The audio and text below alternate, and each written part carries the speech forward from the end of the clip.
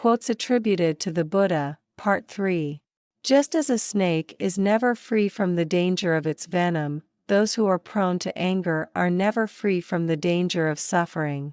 Just as a candle cannot burn without fire, men cannot live without a spiritual life.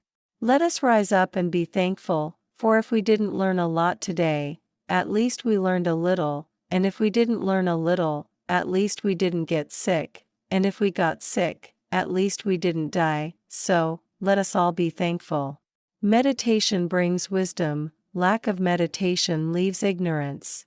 Know well what leads you forward and what holds you back, and choose the path that leads to wisdom. No one saves us but ourselves. No one can and no one may. We ourselves must walk the path. Nothing can harm you as much as your own thoughts unguarded. One's own wrongdoing is more harmful than the harm of others.